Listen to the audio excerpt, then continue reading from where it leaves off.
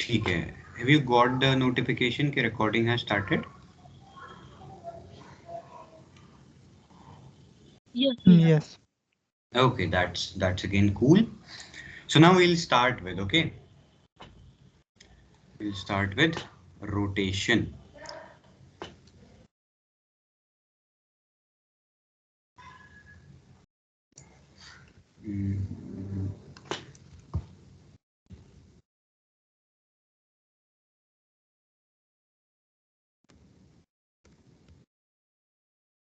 ठीक है, तो बहुत ज़्यादा बेसिक से हम उठाएंगे नहीं, ऑब्वियसली परसों एग्जाम है, तो फिर फटाफट से मेन टॉपिक पर कूदते हैं कि रोटेशन, असल में रोटेशन तुम सबको पता है रोटेशन क्या होता है कि anything that like if it is fixed in its position but it is just changing it's configuration, तो उस मोशन को मैं रोटेशन कहूँगा। हालांकि ऐसा भी हो सकता है कि पोजीशन भी फिक्स ना हो और रोटेट भी कर रही हो। ठीक है, इसमें सीधा अगर मैं प्रॉब्लम्स की बात कर रहा हूँ तो सबसे, अगर किसी को वैसे बेसिक डाउट है तो मुझे पर्सनली कांटेक्ट भी कर सकता है, no problem. I think phone number सबके पास मेरा होगा, नहीं है तो एक दूसरे से मांग लेना। अच्छा जी, हम सीधा सीधा पहली इंपॉर्टेंट क्वांटिटीज पे आ जाते हैं। जैसे सबसे पहली जो इंपॉर्टेंट स्क्रीन पे जो मैं लिख रहा हूँ, दैट इज विजिबल? यस भैया। Okay, that's fine. सबसे पहली जो अपनी इंपॉर्टेंट क्वांटिटी है दैट इज एंगुलर मोमेंटम। ठीक है, एंगुलर मोमेंटम क्या होता है? Angular momentum is defined as L vector and it is given by R cross P. जहां पर ये जो R है, this is your radius vector from origin and P is your momentum, linear momentum. तो हम सब जानते हैं कि लीनियर मोमेंटम एक हम बॉडी का डिफाइन करते हैं which is moving in a straight line. उसी प्रकार से एंगुलर मोमेंटम हम डिफाइन करते हैं किसी बॉडी का generally when it is undergoing a circular kind of motion. जरूरी नहीं है we can define it for a linear motion, but generally we do it for a circular motion. काफी simple सा फॉर्मूला है, तुम्हें रेडियस वेक्टर लेना है, तुम्हें मोमेंटम वेक्टर लेना है, दोनों को क्रॉस करना है, you will get angular momentum. कोई समस्या? क्रॉस प्रोडक्ट करना सबको आता है? नहीं भी आता है तो जरूरत नहीं पड़ेगी, वैसे सबको आता होगा। अच्छा, अब हम सब जानते हैं कि क्रॉस प्रोडक्ट को हम ऐसे लिख सकते हैं क्या, L बराबर r p sine theta. Is this allowed और नॉट? यस भैया। है ना, where theta is the angle between them. Theta है angle between r vector and p vector. इसने हमारा काम और आसान कर दिया भाई। साइन थीटा की वैल्यू मतलब सीधी सीधी बात है कि देखो, मैं इसको ऐसे लिख सकता हूँ R sine theta into P, और मैं इसको ऐसे भी लिख सकता हूँ R into P sine theta. दोनों तरीके से लिख सकता हूँ, यस और नो? साइन थीटा को मैं आर को असाइन कर दूंगा या साइन थीटा के साथ में पी को लिख लूंगा। अब मान लो वेक्टोरियली बात करते हैं, this is my R vector, this is my P vector. ठीक है, और इनके बीच का एक एंगल थीटा है, तो what is R sine theta? R sine theta R का वो कंपोनेंट होगा जो पी के परपेंडिकुलर होगा, और वैसे ही पी साइन थीटा पी का वो कंपोनेंट होगा जो आर के परपेंडिकुलर होगा। तो इसको और आसान भाषा में मैं आर परपेंडिकुलर पी और आर पी परपेंडिकुलर भी लिख सकता हूँ। अभी अगर कंफ्यूजन है तो एक सवाल बनाते हैं। लिखते जा रहे हो तो लिख सकते हो, वैसे मैं पीडीएफ शेयर कर दूंगा, लिखोगे तो बेटर रहेगा, याद रह जाती है चीजें।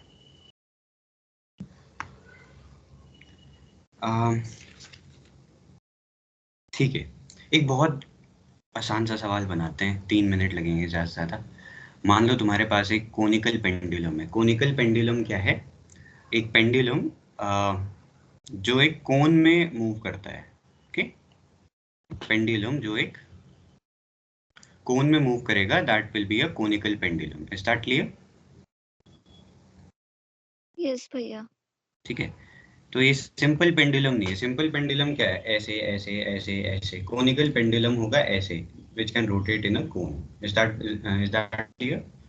अब मैं कह सकता हूँ कि इस कोनिकल पेंडुलम की जो एंगुलर वेलोसिटी है that is omega. Angular speed बोल दो वैसे तो, अभी हमें एंगुलर वेलोसिटी की जरूरत नहीं है। मान लो कि स्ट्रिंग की लेंथ L है और मुझे इसका एंगुलर मोमेंटम निकालना है। जैसे ही कोई कहे कि एंगुलर मोमेंटम निकालना है, तुम पूछोगे किसके अबाउट निकालना है, पॉइंट ऑफ ओरिजिन बताओ। तो पॉइंट ऑफ ओरिजिन निकाल सकते हो, नीचे वाले को ए कह देता हूँ, ऊपर वाले को बी कह देता हूँ। ए और बी दोनों के अबाउट में एंगुलर मोमेंटम निकालने वाला। एक काम करता हूँ, थोड़ी एक आसान सी कॉन्फ़िगरेशन पे भी मैं बनाता हूँ। मान लो मैं इस पॉइंट को एनालाइज करूंगा, यहाँ पे मेरे लिए थोड़ा डायग्राम बनाना लीजिए। इस पॉइंट को अगर मैं एनालाइज करूंगा,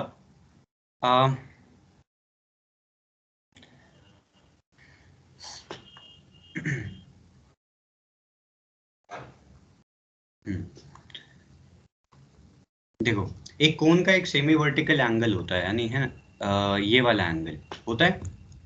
एक कोन टोटल कितना एंगल सबटेंड कर रहा है उसका हाफ कर दो सेमी वर्टिकल एंगल 2D में, ठीक है। उसकी मुझे जरूरत पड़ेगी, क्योंकि अगर मेरे पास सेमी वर्टिकल एंगल है तो मैं AB की लेंथ निकाल सकता हूँ क्या? AB की लेंथ कितनी हो जाएगी? L cos alpha.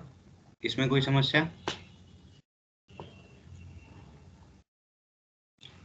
अरे भाई, AB L है, एंगल अल्फा है, तो L cos अल्फा आसान है कि नहीं? यस भैया। ठीक है, तो एक एक पढ़ाओ तो मेरा पार हो गया, ए बी निकल गया मेरा L cos अल्फा। अच्छा चलो एक काम करते हैं, इस पॉइंट को P बोल देते हैं। अब मेरी राइटिंग जो है वो बेकार है, आई होप सबको समझ आ रहा है, किसी को दिक्कत हो तो बता देना। AP भी मैं निकाल सकता हूँ क्या? AP भाई, जब AB मेरा L cos अल्फा है तो AP मेरा ऑब्वियसली L sin अल्फा हो जाएगा। AP भी मेरा निकल गया, डिवाइड नहीं है, बस हाईलाइट किया था। AP मेरा L sin अल्फा निकल गया। तो I have AB, I have AP, and now I have to find angular momentum about A and about B. फटाफट से करते हैं। अबाउट A, अगर मुझे A के अबाउट एंगुलर मोमेंटम निकालना है, A के अबाउट एंगुलर मोमेंटम होगा, देखो एक तो तुम काम कर सकते हो R cross P, R vector बनाओ, P वेक्टर बनाओ, ठीक है, वो सब करो, आंसर आएगा। सबसे इजी तरीका मैं बताता हूँ, तुम्हें क्या करना है, P वेक्टर देखना है, मोमेंटम वेक्टर। मोमेंटम वेक्टर जिस ओर बॉडी मूव कर रही है ऑब्वियसली उसी ओर उसका मोमेंटम वेक्टर होगा। तो let me just mark it by this orange colour. ये इसका मोमेंटम वेक्टर हो जाएगा, यस, ये इसका मोमेंटम वेक्टर हो जाएगा। और AP ही तुम्हारा R वेक्टर हो जाएगा। अगर तुम A के अबाउट देख रहे हो तो ऑब्वियसली AP R वेक्टर हो जाएगा, राइट। अब जो आएगा angular momentum,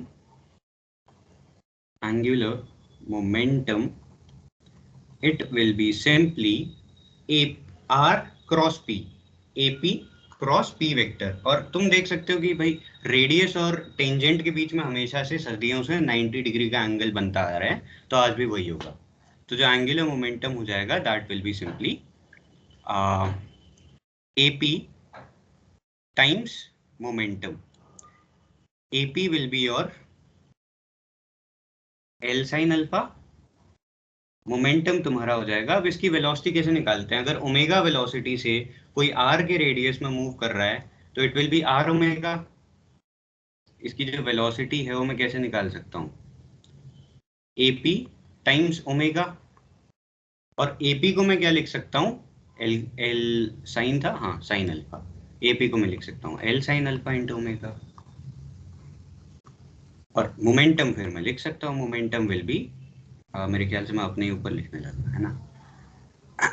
momentum will be mass times velocity, that will B ml omega sin alpha. किसी को कोई समस्या है मैंने क्या किया?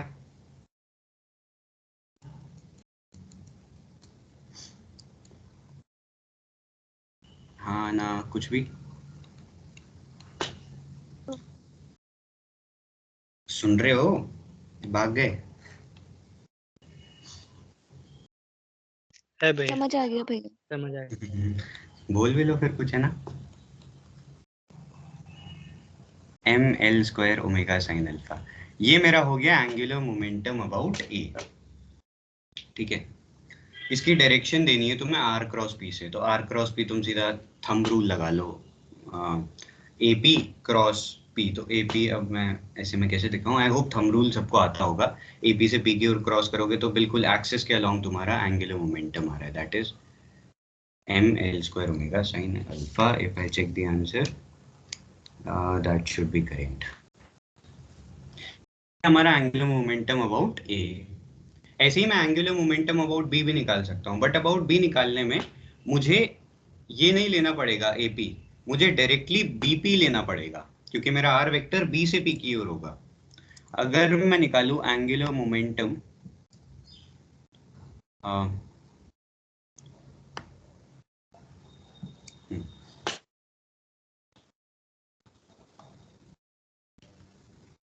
angular momentum about B, sorry.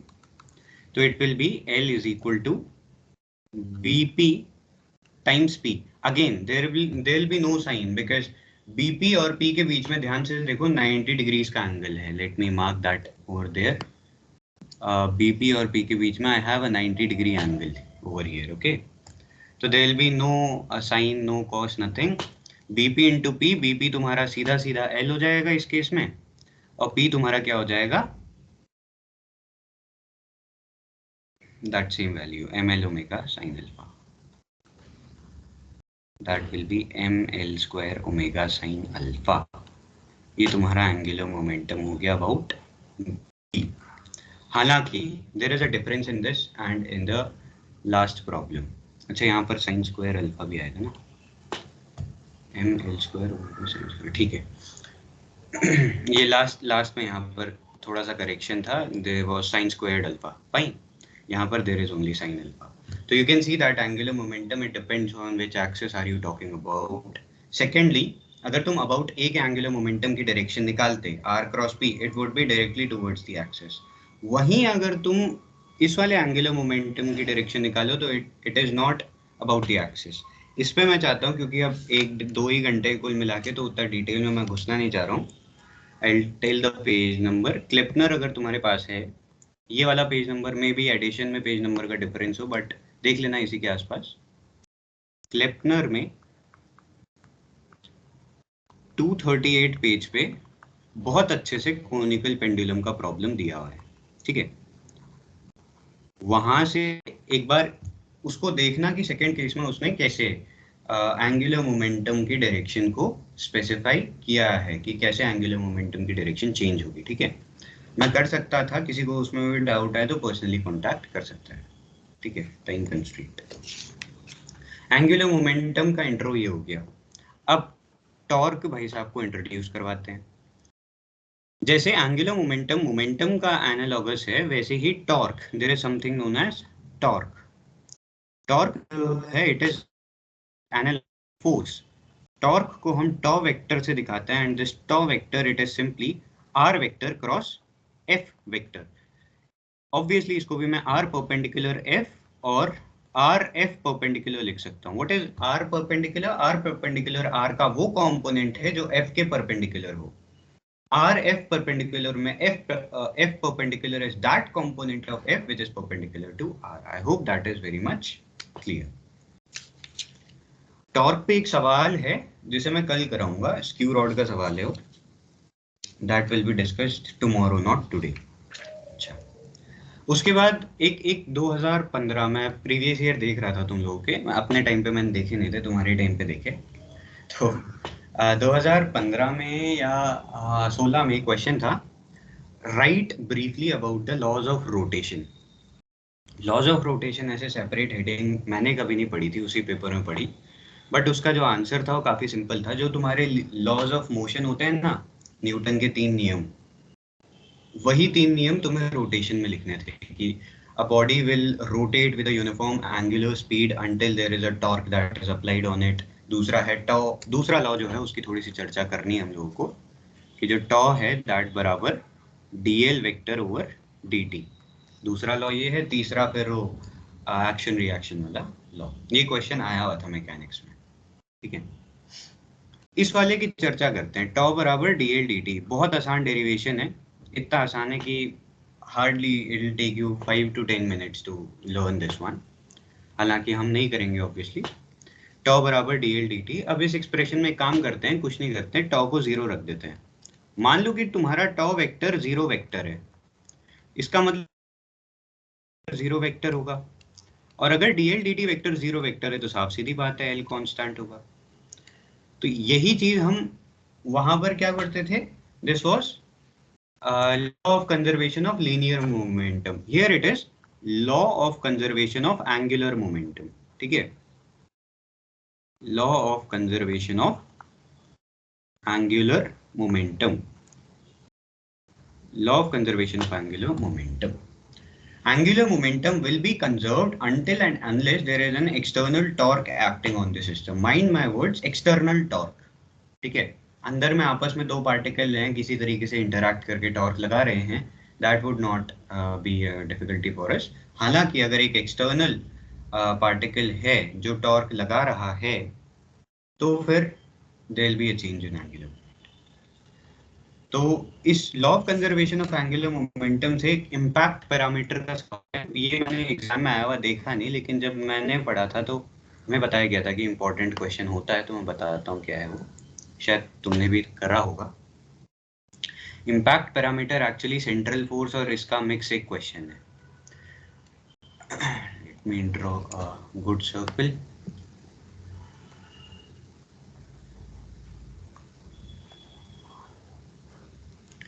मान लो ये क्या है, हमारी पृथ्वी है। Suppose that this is earth. Now earth का अपना एक ग्रेविटेशनल इंटरैक्शन फील्ड होता है ना। देखो, अगर कोई पार्टिकल है, मैं उसको यहां से फेंकता हूं डायरेक्टली अर्थ पर, तो ये तो यहां जाके टकराएगा ही। लेकिन अगर मैं किसी पार्टिकल को यहां से फेंकता हूं तो भी क्या हो सकता है कि ये इधर आएगा। It's not a straight line, suppose करो कि स्ट्रेट लाइन है, और ये भी यहां पर आके अर्थ से अट्रैक्ट होकर टकरा सकता है। Is that possible? कोई ऐसा पार्टिकल जो मैं बाहर से फेंक रहा हूँ, यानी अर्थ के क्रॉस सेक्शन के अंदर नहीं है, वो उससे बाहर से है, उसको भी मैं फेंक रहा हूँ, तो हो सकता है कि वो अर्थ की ग्रेविटी से अट्रैक्ट होकर अर्थ पे टकरा जाए। यस यस, है ना। इस डिस्टेंस को मैं एक्चुअली इम्पैक्ट पैरामीटर, अगर if I am not wrong, may be that मैं गलत बोल रहा हूँ तो तुम लोग देख लेना, क्वेश्चन में लिखा रहेगा जो भी होगा।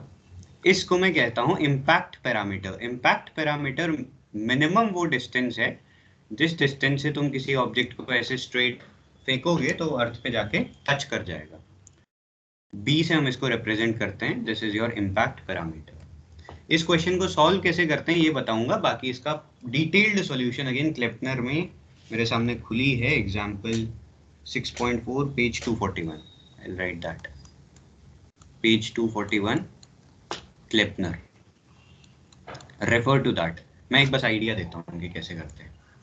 देखो, शुरुआत कहाँ से होगी, जब ये बॉडी अर्थ से बहुत दूर होगी। ठीक है,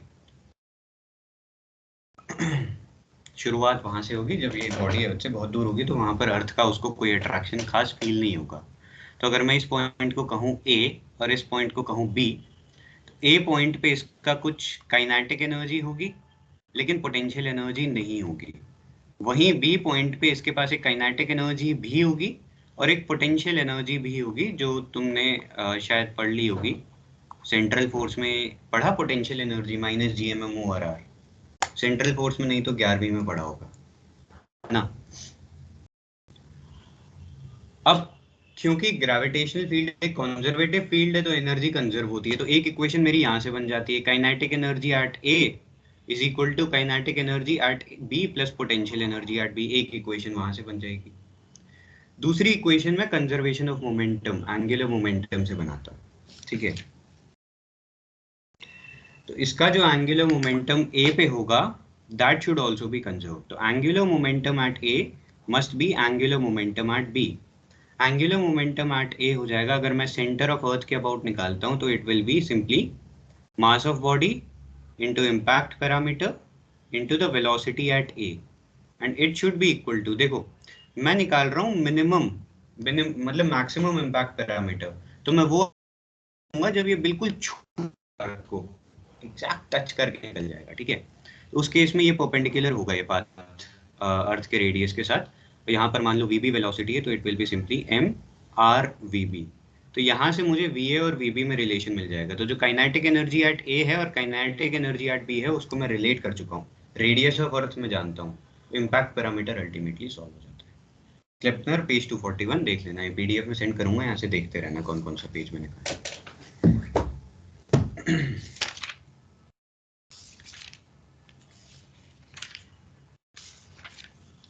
हाँ, इसके बाद एक एग्जाम में एक सवाल है, मैंने जितने पेपर देखे अभी, मैं पिछले 15 से आगे के 2000 मेरे वाले तक, तुमसे सीनियर हम ही लोगों ने दिया था, वहां से पिछले साल तक के मैंने पेपर देखे।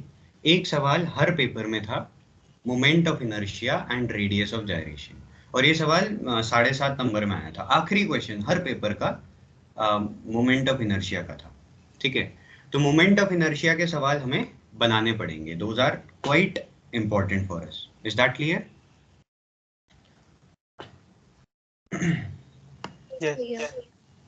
अब मैं बोलता जा रहा हूँ, तुम्हें बोलने का मौका चाहिए। मोमेंट ऑफ इनर्शिया की परिभाषा बताना चाहेगा कोई?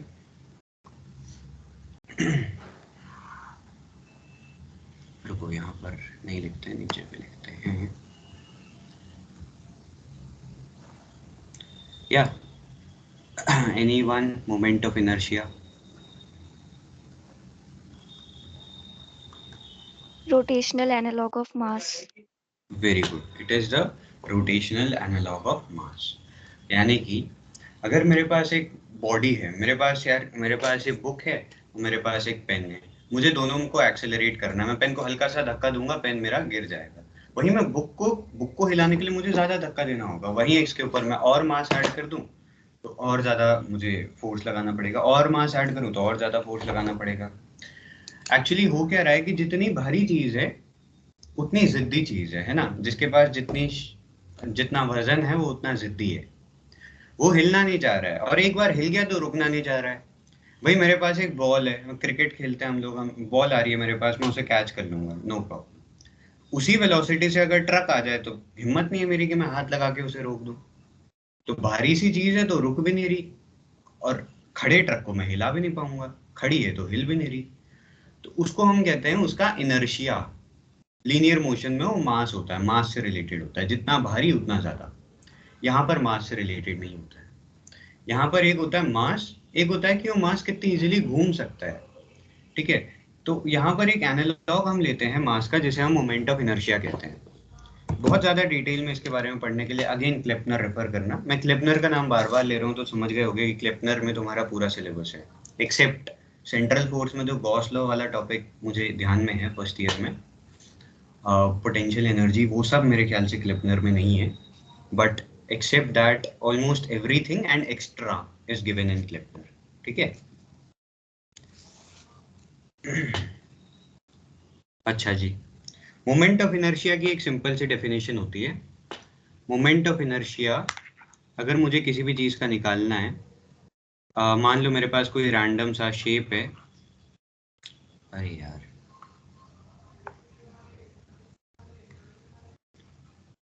मान लो मेरे पास कोई रैंडम सा शेप है, दिस इज दैट शेप, और मुझे इसका मोमेंट ऑफ इनर्शिया निकालना है।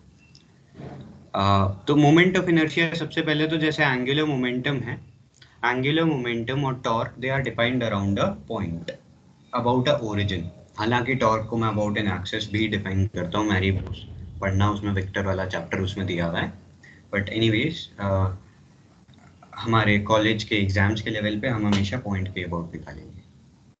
मोमेंट ऑफ इनर्शिया एक एक्सिस के अबाउट निकलता है। ठीक है, एंगुलर मोमेंटम एक पॉइंट के अबाउट निकलेगा, मोमेंट ऑफ इनर्शिया एक एक्सिस के अबाउट निकलेगा। कैसे निकालना है? बहुत इजी है। मान लो ये एक्सिस है और तुम्हें इसका मोमेंट ऑफ इनर्शिया निकालना है। ये एक काम करते हैं यार, काहे को इतना कॉम्प्लेक्स चीज लेनी है। मान लो ये तुम्हारा एक्सिस है and this is a simple mass and it is rotating. इसका तुम्हें मोमेंट ऑफ इनर्शिया निकालना है।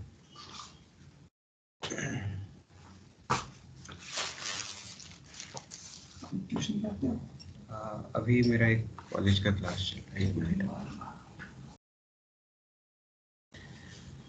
Okay fine. ठीक है, मान लो मेरे पास कोई मास है और ये मास क्या कर रहा है, इस एक्सिस के अबाउट रोटेट कर रहा है। ठीक है, ओमेगा वेलोसिटी से, है ना, जो भी वेलोसिटी है उससे मुझे मतलब नहीं है। इसका मैं मोमेंट ऑफ इनर्शिया कैसे डिफाइन करता हूँ, मान लो यहाँ से यहाँ का डिस्टेंस रो है, आर मत लिखना, इसे आर लिखोगे ना तो क्या होगा, इंटीग्रेशन करते वक्त कंफ्यूज हो जाओगे, रो लिखना। इसका जो मोमेंट ऑफ इनर्शिया है it will be simply m rho square. Is that clear? इस एक्सिस के अबाउट, किस एक्सिस के अबाउट जो मैंने ड्रॉ किया है, किसी और एक्सिस के अबाउट अलग मोमेंट ऑफ इनर्शिया होगा, बता रहा हूँ। बात समझ में आई? यस। ठीक है। हालांकि पॉइंट मास के लिए मैं जनरली काम करूंगा नहीं, मैं सॉलिड ऑब्जेक्ट्स के लिए काम करूंगा, कॉन्टिन्यूस ऑब्जेक्ट, सॉरी। करके दिखाऊं एक आध एक मिनट।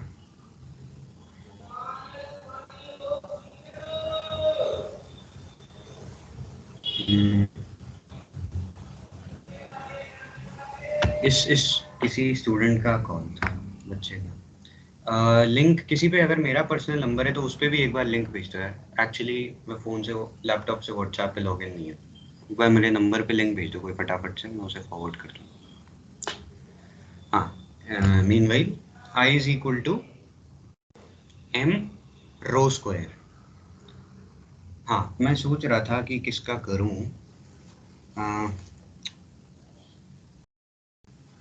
करने से अच्छा है लिख दूं। एक स्फेयर का करता हूँ, चलो स्फेयर का सबसे अजीब सा होता है, स्फेयर का करते हैं, बाकी मैं सारे लिख देता हूँ। अगर तुम्हें रिंग का मोमेंट ऑफ इनर्शिया निकालना है अबाउट दिस एक्सिस, यानी कि ये तुम्हारी रिंग है। रिंग सब लोग समझते हैं, रिंग मतलब जैसा अंगूठी है ना, खाली है बीच से खाली है, केवल उसकी पेरिफेरी पे मटेरियल है। तो मैं अगर उसका मोमेंट ऑफ इनर्शिया निकालना है, बहुत इजी इजी डेरिवेशन है इसके, 12th लेवल पे भी कुछ लोग करके आए होंगे। इसका अगर रेडियस r है, ये रिंग ऐसी है, हाँ परपेंडिकुलर है एक्सिस, यानी अगर मैं 3D में थोड़ा बनाना चाहूँ तो this is something like this, या ये एक रिंग है और जो एक्सिस है ये रिंग के थ्रू पास हो रहा है। मेरे पास रिंग नहीं है, मतलब ये एक रिंग है और ये एक्सिस बस रिंग के थ्रू ऐसे पास हो रहा है।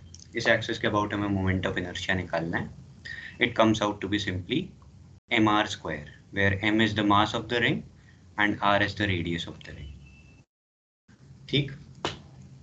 अब यहाँ पे मैं दो थियोरम्स इंट्रोड्यूस करता हूँ जो बहुत इंपॉर्टेंट है। मुझे याद है मेरे एग्जाम में इसका एक सवाल था, दोनों में से पैरेलल, दो थियोरम्स है, parallel axis theorem and perpendicular axis theorem. I hope सबने स्कूल लेवल पे ये भी पढ़ के आते हैं। पैरेलल एक्सिस थ्योरम कहती है कि अगर तुम्हें मोमेंट ऑफ इनर्शिया निकालना है और तुम्हें सेंटर ऑफ मास के अबाउट मोमेंट ऑफ इनर्शिया पता है, मतलब कि जैसे ये रिंग है, इसके सेंटर ऑफ मास के अबाउट मुझे मोमेंट ऑफ इनर्शिया पता है, mr स्क्वायर है। अब मुझे अगर इसका मोमेंट ऑफ इनर्शिया निकालना है अबाउट, मान लो किसी पॉइंट के अबाउट, ये mr square is about this point, अगर मुझे इस एक्सिस के अबाउट मोमेंट ऑफ इनर्शिया निकालना है तो मैं कैसे निकालूंगा? यानी कि जो मेरी रिंग मेरे पास नहीं है, मान लो ये मेरा फोन है और ये मेरा एक्सिस है, ठीक है, तो इस एक्सिस के अबाउट मुझे मोमेंट ऑफ इनर्शिया निकालना है। कैसे निकाल सकता हूँ? बहुत सिंपल है। मोमेंट ऑफ इनर्शिया जो होगा that will be given by parallel axis theorem. Statement में नहीं लिखूंगा, बस फॉर्मूला लिखूंगा।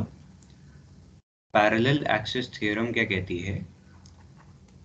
पैरेलल एक्सिस थ्योरम कहती है कि अगर तुम्हारा ये जो मोमेंट ऑफ इनर्शिया है इस एक्सिस के अबाउट, इसे मैं ICM कह रहा हूँ, ICM फॉर सेंटर ऑफ मास, ठीक है, और इसके अबाउट मान लो मोमेंट ऑफ इनर्शिया जो आएगा दैट इज I।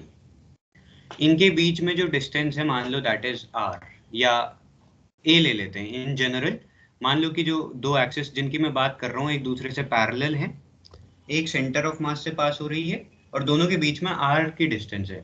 नाम पैरेलल एक्सिस थ्योरम है। एक्सिस मतलब कोई एक्सिस होगा, पैरेलल मतलब कि सेंटर ऑफ मास वाली एक्सिस जिसके अबाउट तुम्हें पता है पहले से मोमेंट ऑफ इनर्शिया, उसके पैरेलल है और इनके बीच में A नाम की कोई दूरी है। तो जो मोमेंट ऑफ इनर्शिया I होगा it will be simply given by ICM plus total mass into A square, as simple as that, provided कि दोनों एक्सिस जिसकी तुम बात कर रहे हो वो पैरेलल हैं। बात समझ में आ रही है? अगर पैरेलल नहीं है एक्सेस तो लगाओगे तो आंसर गलत आएगा। और इसका एक प्रूफ भी होता है, बड़ा प्यारा प्रूफ होता है इसका, लंबा सा क्लेपनर में दिया हुआ है, पेज नंबर इसी के आसपास देखना जो मैंने पिछले बताए थे, उसी चैप्टर में होगा, ऑब्वियसली मिल जाएगा, ठीक है। Provided I and ICM are calculated about parallel axes, यानी तुम ऐसा नहीं कर सकते हो कि एक एक्सेस ये एक एक्सेस ये, इसके अबाउट तुम्हें पता है, इसके अबाउट निकालने के लिए पैरेलल एक्सेस लगा दो ना, आंसर गलत आएगा। तभी लगाना है जब तुम्हें इसके अबाउट पता हो और इसके अबाउट निकालना हो, दोनों एक दूसरे के पैरेलल हो। क्लियर? इस क्वेश्चन को मैं उसी तरीके से सॉल्व करूंगा। कैसे सॉल्व करूंगा भाई? ICM मुझे पता है, ICM कितना है mr², a मुझे पता है r, तो I मेरा निकल जाएगा ICM प्लस ma²। ICM है मेरा mr² और a मेरा r है, तो mr² अगेन हियर, तो it will come out to be 2mr²। तो जो moment of inertia about side वाली एक्सिस है that will be twice the moment of inertia about centre of mass. इसका मतलब समझो है, इसका मतलब ये है कि अगर तुम्हें रिंग के बीच से एक्सिस दिया है और उसके अबाउट तुम्हें घुमानी है, तो उसको घुमाना आसान होगा एज कंपेयर टू साइड से घुमाना। और ये थोड़ा इंट्यूटिव भी है, साइड से घुमाने थोड़ा मुश्किल तो है ना, इसलिए वहां से मोमेंट ऑफ इनर्शिया ज्यादा है। ये रिंग के लिए बात हो गई। एक अच्छा एक काम करते हैं, अब थोड़ा अपना एक्सेस बदलते हैं। मान लो कि अब मैं डायामीटर के अबाउट निकालना चाहता हूँ, डायग्राम चेंज करना पड़ेगा, वेट। मान लो मुझे इस एक्सिस के अबाउट निकालना है, ये क्या है, इस रिंग का डायामीटर है, यानी मेरी ये अगर रिंग है तो ये एक्सिस है मेरा, इसके अबाउट मुझे निकालना है। यहाँ पे मैं यूज करता हूँ perpendicular axis theorem. Perpendicular axis theorem उसको कैसे यूज करते हैं देखो, जब भी तुम्हें परपेंडिकुलर एक्सिस को यूज करना हो, बहुत सिंपल सी बात है। एक अगर तुम्हारे पास 3 एक्सिस हैं जो एक दूसरे तीसरे के परपेंडिकुलर है, जैसे XYZ एक्सिस होते हैं, है ना। मान लो तुम्हारे पास ये कोऑर्डिनेट्स ऐसा होता है ना, XYZ, तुम्हारे पास X एक्सिस है, तुम्हारे पास Y एक्सिस है, तुम्हारे पास Z एक्सिस है। तुम्हें किसी भी एक के अबाउट मोमेंट ऑफ इनर्शिया पता है, मान लो X के अबाउट पता है तुम्हें, और Y और Z के अबाउट निकालना है, ठीक है। और ये एक पॉइंट से शुरू हो रहे हैं तीनों एक्सिस, मतलब एक जगह पर क्रॉस कर रहे हैं।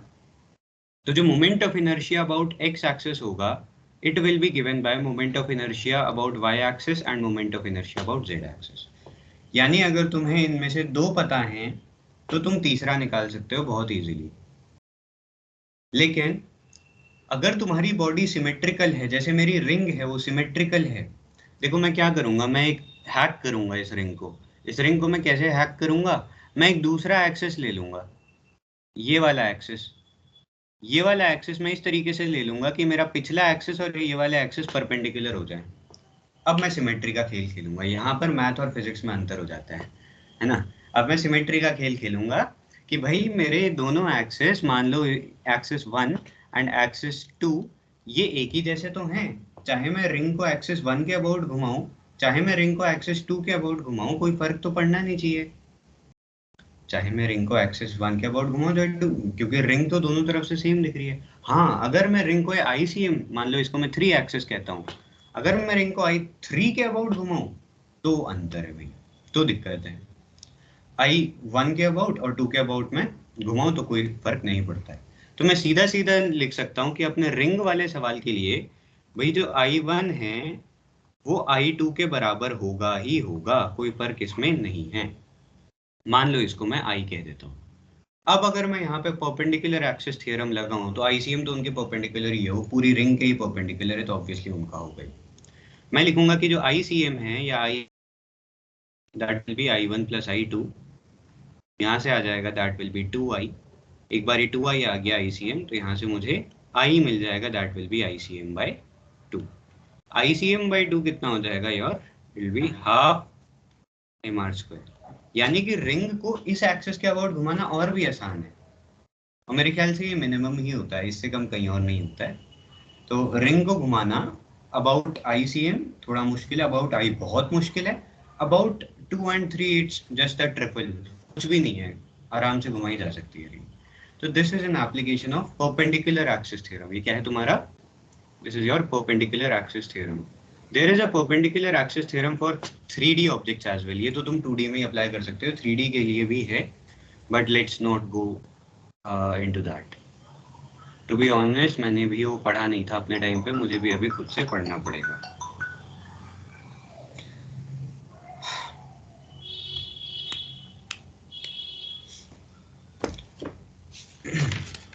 एक मिनट सांस लेते हैं फिर स्टार्ट करते हैं। मीनवाइल किसी को कुछ भी पूछना है पूछ सकता है, एनीथिंग।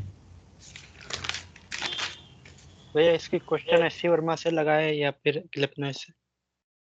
यार एचसी वर्मा कब है पेपर? कर लोगे पूरा? एचसी वर्मा मेरे ख्याल से मैंने बनाया था 60 के करीब क्वेश्चन है एचसी वर्मा। अगर कर सकते हो तो कर लो, वरना एग्जाम से पहले ना सबसे बेस्ट स्ट्रैटेजी होती है पिछले 5-6 साल के पेपरों का जुगाड़ करो, उनके क्वेश्चन सॉल्व करो। अगर वो हो रहे हैं तो इस साल का भी हो जाए, है ना।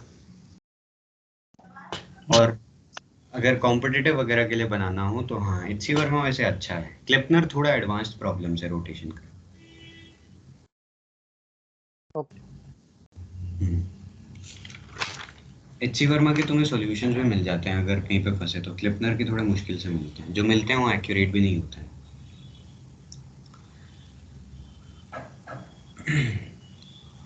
चलो एक एक अब मैं करके दिखाऊं या तुमने किया हुआ है? मान लो मैं तुम्हें सवाल दूं कि एक सॉलिड स्फीयर का, ये सवाल 2015 में 7.5 नंबर का आया था, ठीक है। मान लो मैं तुम्हें सवाल दूं कि एक सॉलिड स्फीयर है, उसका मास m है, रेडियस r है, उसका moment of inertia about its diameter, निकाल लोगे?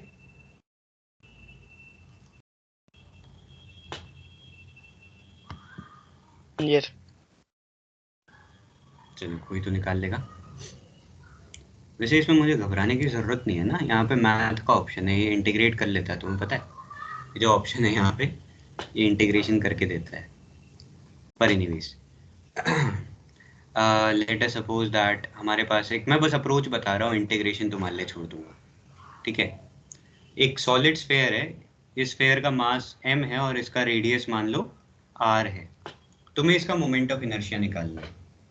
कैसे निकालोगे? इसको तोड़ दो, या तो शेल्स में तोड़ दो। शेल का मोमेंट ऑफ इनर्शिया तुम्हें पता होना चाहिए, 2/3 mr²। ये सब तुम्हें बुक्स में मिल जाएंगे, किसी भी स्टैंडर्ड बुक्स में, या शायद मुझे ऐड कर दिया है एडमिन ने उस ग्रुप में, मैं वहीं एक पिक्चर डाल दूंगा तुम्हें, उसमें सारे मोमेंट ऑफ इनर्शिया मिलेंगे। उनको रट लेना तमीज से, ठीक है। क्योंकि एग्जाम में तुम डेराइव करोगे, अच्छी बातें कर सकते हो, बट ऑब्वियसली चेक करने के लिए अगर तुम्हारे पास हो तो अच्छा रहता है।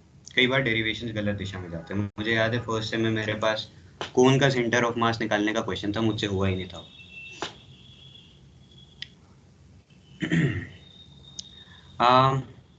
एक काम करते हैं, इसको डिस्क में तोड़ देते हैं। डिस्क में तोड़ना मैं प्रेफर कर रहा हूँ, तुम चाहो तो इसको शेल्स में भी तोड़ सकते हो। इसको तुम क्या करो, कंसिस्ट करो कि स्मॉल आर डिस्टेंस पे एक डी आर विड्थ का एक शेल ले लो, उसका मोमेंट ऑफ इनर्शिया तुम्हें पता हो, उसको इंटीग्रेट कर दो, या फिर डिस्क के थ्रू भी कर सकते हो। All the methods are same. क्या करते हैं कि मान लो इस डिस्टेंस को x ले लेते हैं और इसकी जो विड्थ है उसको dx ले लेते हैं। और वैसे तो अब तुमने वो सब ट्रिपल इंटीग्रेशन वो सब पढ़ लिया होगा ना, तुम सीधा सीधा वहां से भी काम कर सकते हो। हालांकि वो थोड़ा सा कॉम्प्लेक्स हो जाता है, बट कर सकते हो वैसे भी, किसी को अगर अच्छे से आता है तो। मान लो ये स्मॉल x डिस्टेंस है और ये स्मॉल r डिस्टेंस है। किसी को डिस्क का मोमेंट ऑफ इनर्शिया याद है? About an axis that is perpendicular to the disc, यानी ये डिस्क है मान लो, इस एक्सिस के अबाउट, जो बिल्कुल डिस्क को चीरती हुई जा रही हो। किसी को याद है? mr²/2। Very good. Moment of inertia about disc is, of a disc about an axis perpendicular to the plane of disk is mr²/2, where m is the mass of disk, है ना। तो मैंने एक डिस्क चुन ली है, इस disc का moment of inertia मैं निकाल लेता हूँ और उसको इंटीग्रेट कर दूंगा पूरे स्फीयर में। आइडिया समझ में आया?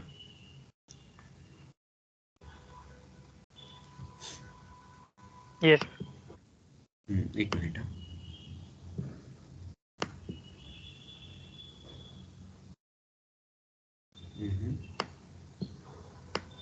चलो एनीवेज ठीक है, मैं एक काम करता हूँ, एक्स पे एक डिस्क मैंने ले ली। मुझे क्या क्या चाहिए होगी? मान लो कि जो रो है ये क्या है? डेंसिटी है। अच्छा रो में डेंसिटी ले रहा हूँ, चलो ठीक है, यहाँ पर हम वो वाला मेथड फॉलो नहीं कर रहे हैं, रो स्क्वायर डीएम वाला। तो मैं डायरेक्टली रो को डेंसिटी ले सकता हूँ। अगर तुम वैसे में करते हो कि एक पॉइंट मास चुनते हो और उसको 3 डायमेंशंस में इंटीग्रेट करना चाहते हो, तो तुम्हारा ये फॉर्मूला बन जाता है, mr² का रो स्क्वायर डीएम बन जाता है। ठीक है, हालांकि इसकी हमें ज़्यादातर ज़रूरत पड़ती नहीं है, हम इसी मेथड से प्रेफर करते हैं। रो मान लो मेरी डेंसिटी है, क्या मैं इस डिस्क का एरिया निकाल सकता हूँ? पाई आर स्क्वायर, यही होगा। यस यही तो होगा डिस्क का एरिया।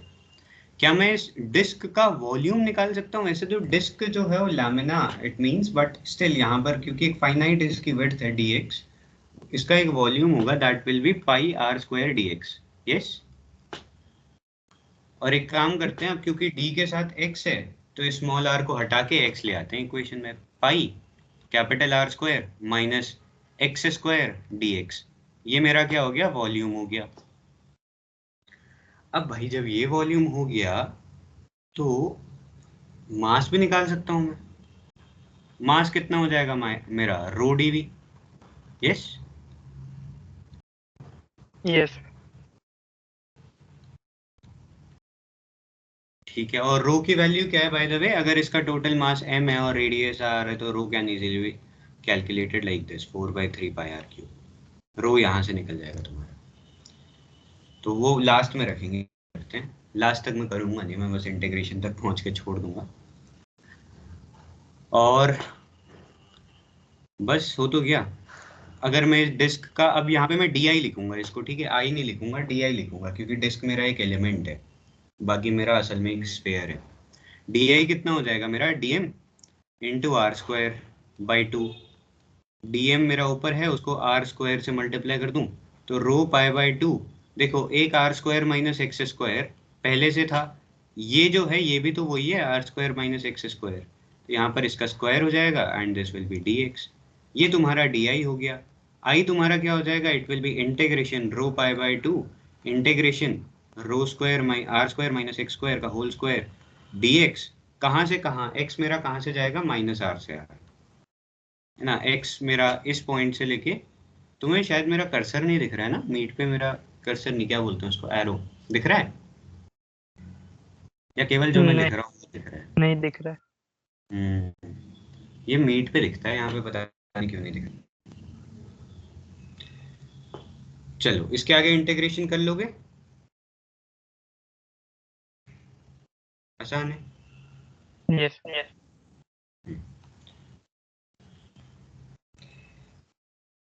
क्या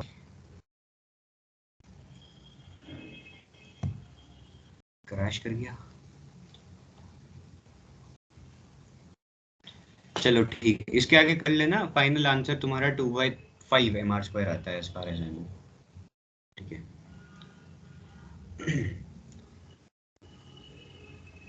कितना टाइम है हमारे पास? 12 मिनट 10 मिनट। अच्छा, उमेश भी बैठे हैं यहाँ पे। 12 minutes, I have 12 minutes. What can I do in 12 minutes?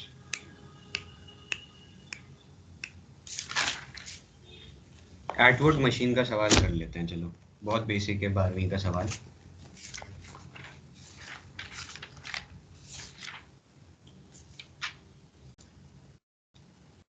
ठीक है,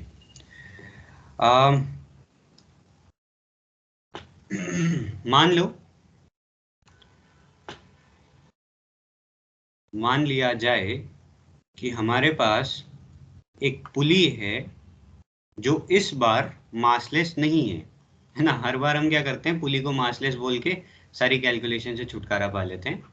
लेकिन सपोज करते हैं कि इस बार मेरे पास जो पुली है that is a massed pulley, massive pulley. ठीक है, इस पुली के मैंने दोनों साइड मास हैंग कर, सवाल देखा हुआ है पहले ऐसा? हाँ भैया देखा है ना। मान लीजिए ये मास मेरा m1 है, ये मास मेरा m2 है। सपोज करो कि m1 बड़ा है m2 से, तो एक्सेलरेशन जो होगा वो इधर की ओर होगा सिस्टम का, है ना। इसका एक्सेलरेशन इधर की ओर होगा। अब मुझे बताना है कि एक्सेलरेशन कितना होगा। गिवन दैट पुली का मास m है और पुली का रेडियस कितना r ले लेते हैं। पुली का रेडियस r है, r रेडियस की पुली, m मास की पुली, मुझे बताना है कि कितना एक्सेलरेशन होगा। पुली असल में क्या है, पुली एक डिस्क होती है ना, और पुली अपने वो सेंटर वाले एक्सिस के अबाउट रोटेट कर रही है, तो कौन सा मोमेंट ऑफ इनर्शिया लगेगा जो हमने अभी लिया था, दैट इज mr²/2। ये बात क्लियर है? यस पुली yes. है ना, पुली। अब मेरे पास डिस्क मेरे को रखनी चाहिए थी यार, कल रख के रखूंगा। ये मेरा फोन है, ये ऐसे घूम रहा है, तो ये अपने सेंटर ऑफ मास वाले परपेंडिकुलर एक्सिस के अबाउट घूम रहा है, इस एक्सिस के अबाउट। तो यहाँ पर इसका हम mr²/2 वाला मोमेंट ऑफ इनर्शिया रख लेंगे। चलो शुरू करते हैं प्रॉब्लम को।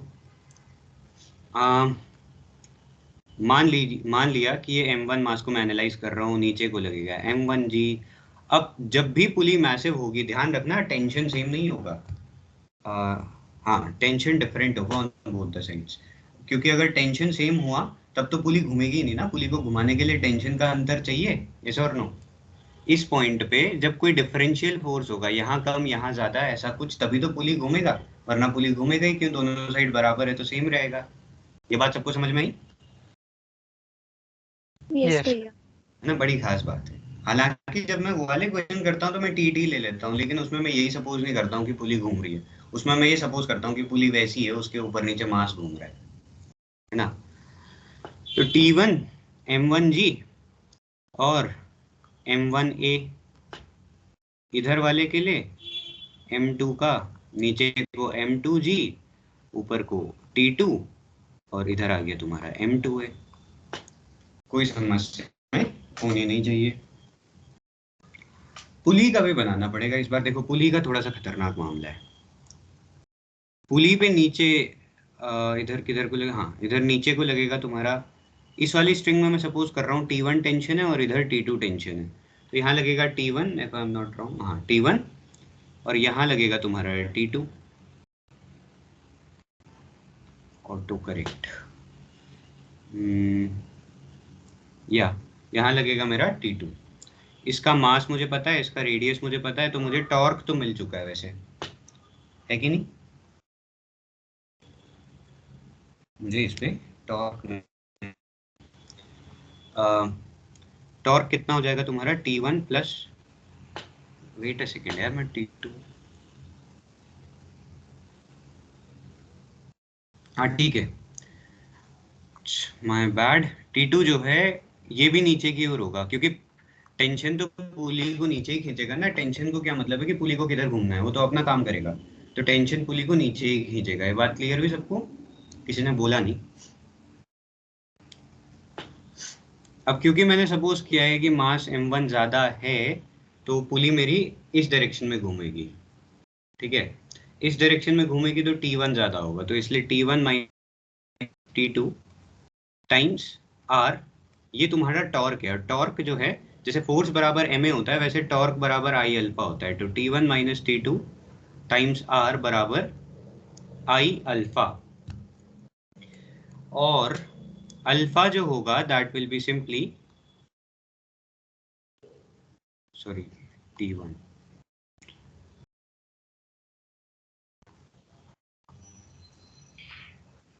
नीचे हुए कवर हो गया है वो आपसे। अरे ठीक है ठीक है ठीक है, सॉरी। अब सही है?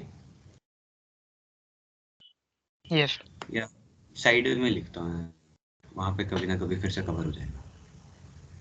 एक्चुअली पता नहीं क्यों मेरा अचानक से लैपटॉप हैंग होने लगा है। हाँ, T1 minus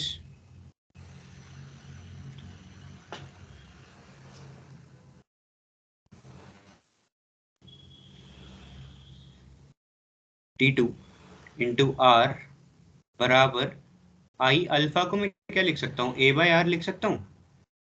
for pure rolling हमने 11th पढ़ा, A बराबर R अल्फा होता है, यस यस है ना, उसी को यूज कर लेता हूँ।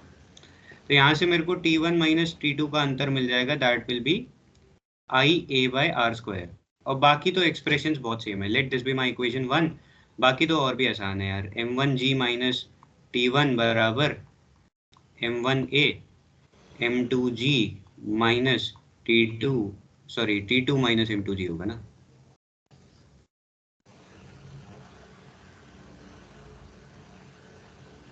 इरेजर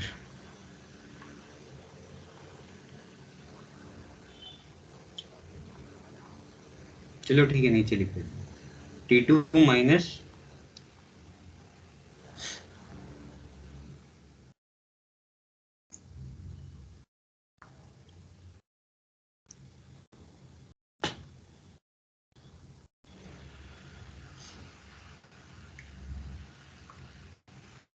आज सुबह से क्लास ही कर रहा हूँ ना मैं, इसलिए वो बेचारा है। चलो ठीक है, दिख रहा है मेरी स्क्रीन पे अब जो मैं लिख रहा हूँ ब्लैक पेन से? यस। ठीक है, एक्चुअली अब वो ब्लू सेलेक्ट नहीं हो रहा है तो ब्लैक ही से लिखते हैं। ये मेरी दूसरी है, ये मेरी तीसरी एक्सप्रेशन है। क्या मैं यहाँ से ए को सॉल्व नहीं कर सकता हूँ? मेरे को t1 नहीं पता है, मेरे को t2 नहीं पता है, मेरे को ए नहीं पता है। 3 इक्वेशन 3 अननोन हो जाएगा। यस। सिंपल है। तो इसको जब मैं सॉल्व करूंगा, क्योंकि अब थोड़ा सा टाइम कम है, m1 माइनस m2 जी, इसमें एक ट्रिक होती है वैसे याद रखने की, बताता हूँ। m1 plus m2 plus mass of pulley by 2 आ जाएगा ये, ठीक है।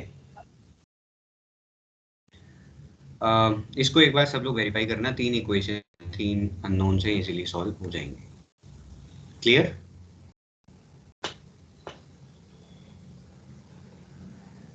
भैया T1 ऊपर लगेगा कि नीचे? पुली पे M1 पे, M1 के ऊपर जो स्ट्रिंग है उसमें। एक्चुअली स्ट्रिंग में नहीं होता है, टेंशन स्ट्रिंग में नहीं लगता है। स्ट्रिंग तो टेंशन तो मास पे लगता है, ठीक है। तो m1 पे ऊपर को लगेगा, पुली पे नीचे को। क्लियर? स्ट्रिंग में टेंशन, ओके ओके। तो मैं 2 एरोज का इस्तेमाल करता हूँ, ऐसे देख। इसका मतलब होता है कि नीचे टेंशन हमेशा पुल करेगा, ऊपर वाले को नीचे खींचेगा, नीचे वाले को ऊपर खींचेगा। क्लियर है? यस भैया। ठीक है।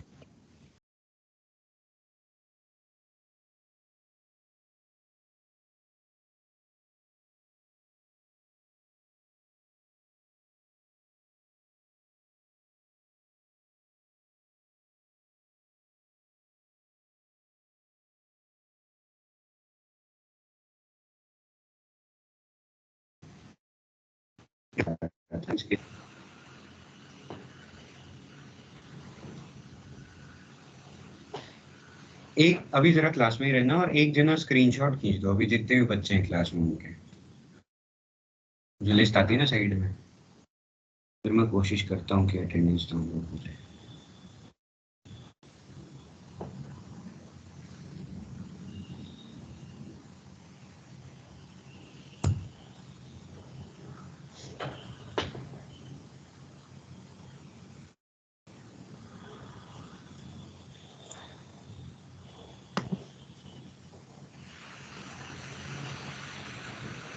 ले लिया किसी ने स्क्रीनशॉट? हाँ भैया ले लिया। ले लिया? जरा अभी 2 मिनट है ना तुम्हारे पास, क्लास में ही रहोगे। मैं कोशिश कर रहा हूँ कि स्क्रीनशॉट भाई एक प्रॉपर वो एक्सेल वाली शीट में डाउनलोड कर पाऊँ अटेंडेंस की, पर हो नहीं पा रही है।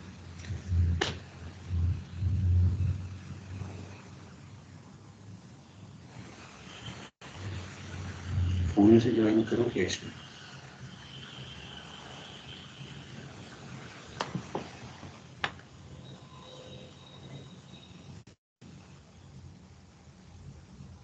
कोई जना रिकॉर्डिंग स्टॉप कर दो, मे भी उसके कारण क्रैश कर रहा है।